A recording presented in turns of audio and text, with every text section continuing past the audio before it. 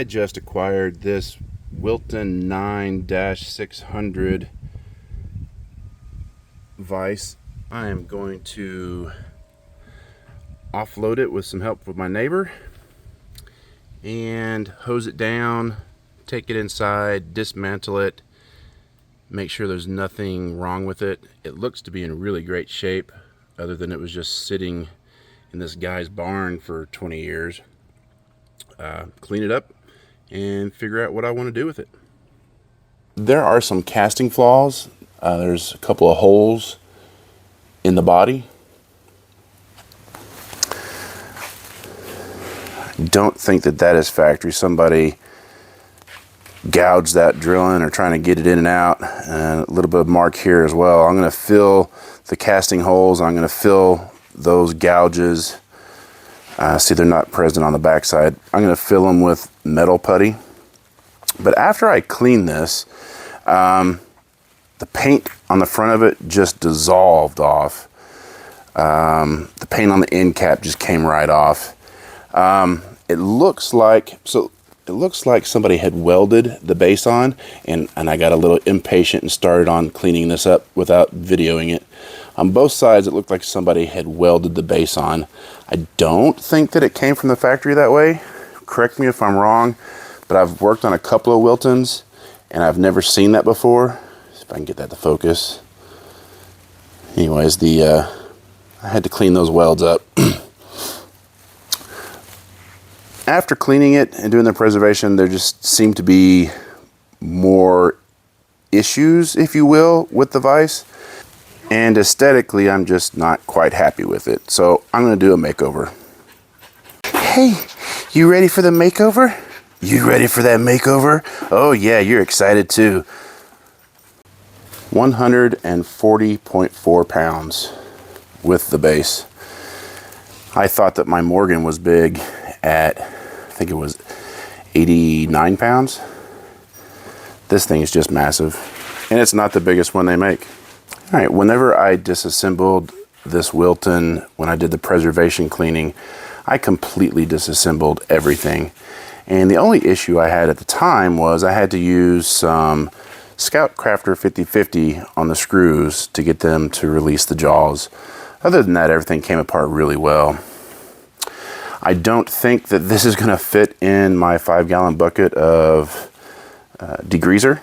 So I am most likely going to hit this with a knotted wire cup on my grinder and probably some Dremels to get as much paint off as possible. That's my next process. I'm going to go ahead and clean all the grease and oil off of this from when I reassembled it, and I will get the paint and rust off and then prep it for the next step.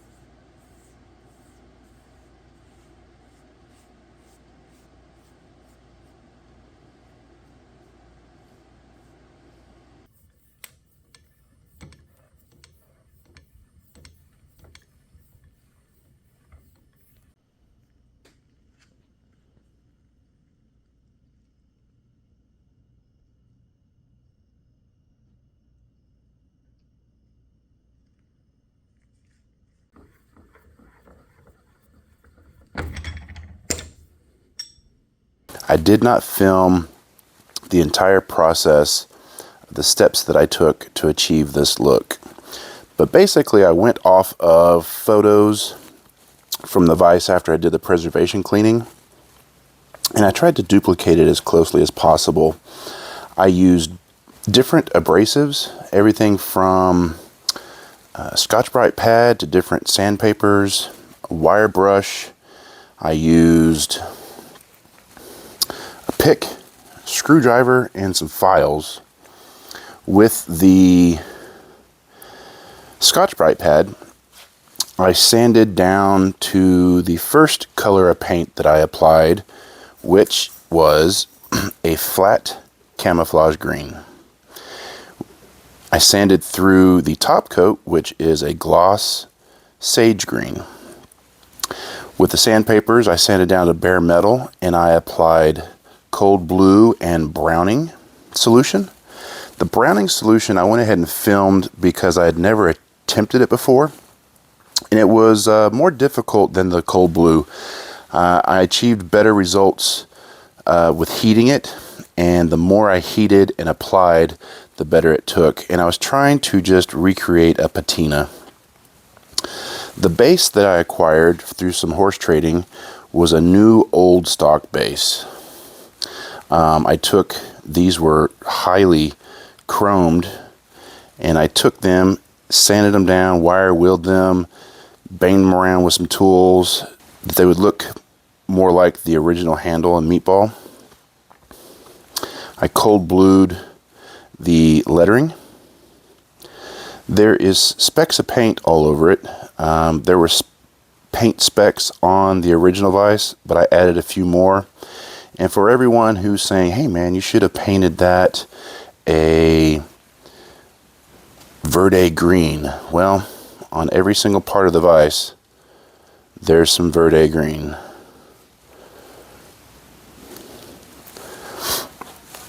The process took me probably 2 to 3 hours for about 4 nights out of the week. And I think that I achieved the look that I was going for.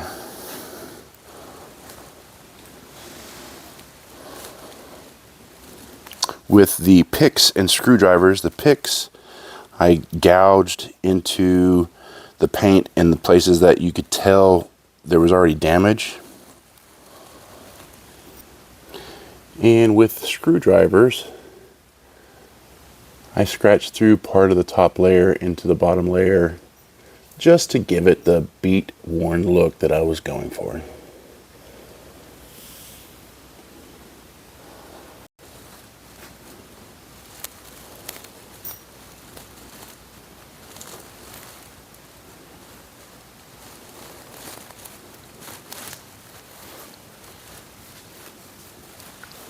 Anywhere that I thought somebody may have put their hands while working on something, or where I thought wear would be after the life of this vise, is where I put wear on it.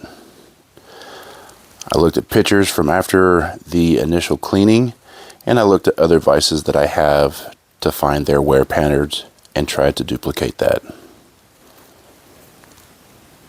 And to top everything off, I finally put a new top on my little workstation.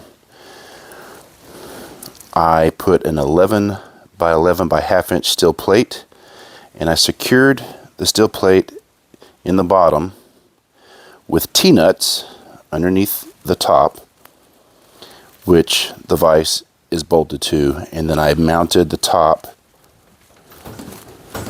which is very solid. I mounted it through the bottom of the metal, the original top, and into this top with probably 8 large screws. It is solid and it's not going anywhere. I just have to lock those casters down if I don't want it to move. I'm good to go. My plan is, I have another steel plate, and I'm going to mount this vise to it as well. This one's already mounted to this top, so if I want to switch vices out, I can. Is it needed? No. Is it cool? Yeah, I think so. Well, that is my Wilton 600 Vise Resurrection. I think I brought it back from the dead, and I think it looks really good. I wanted it to look like a 50-year-old Vise, something that somebody had beat on for the entire time. It has a lot of character, and it has a lot of history that I didn't want to get rid of. I want to thank my buddy again for giving me this Vise. I'm sorry that you were tripping on it for so long, but I'm glad that you were tired of doing so that I may have such a cool gift. Thank you very much. I hope y'all enjoyed the video, and I hope y'all enjoyed the process of what I went through.